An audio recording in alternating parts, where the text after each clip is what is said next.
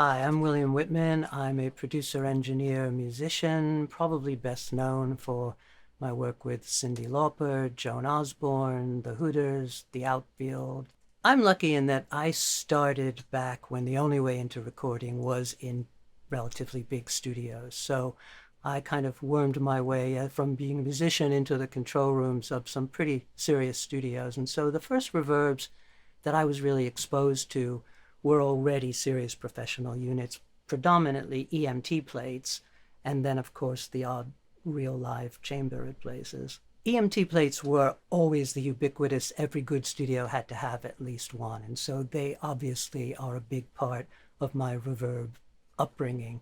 But the first reverb that really jumped out at me and became a serious part of my personal workflow, and I think a lot of the sound of, I like to think that my records have a sound, was the EMT 250, one of the very first digital reverbs, which had just a unique sound. It didn't really sound like a plate. It certainly didn't sound like a real room. And it sounded quite different to me, deeper and more lush and just more 3D than any of its digital competitors. So for the longest time, I insisted on two EMT 250s on almost every record that I mixed, one set short and one set long. When I'm choosing a plugin, I'm thinking about one of two things. Either there is a problem I'm hearing or a need that needs to be addressed, and I'm thinking, what is going to be quick, easy, instant? What's going to solve the issue that's in my head? And the other way is similarly in my head. I have to be like the Glenn Miller story. I have a sound in my head and I don't know how to get it. If I have a sound in my head, I'm thinking, well, what's the plugin that's going to solve that, to fulfill my ideal that I'm hearing in my head? What should this record sound like is something I'm already thinking about before I've arrived there. And I want the plugin that quickly and simply takes me to those places I'm already hearing in my head.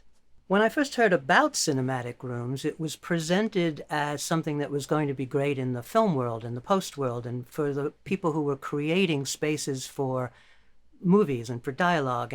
But it instantly occurred to me that this was also going to be useful for recordings and music world that were made in perhaps not an ideal space.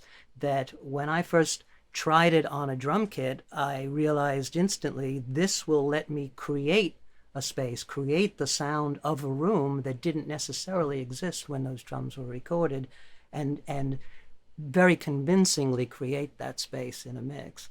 Cinematic Room seems to have an unique ability to generate a space that does not, if this makes sense, draw attention to itself.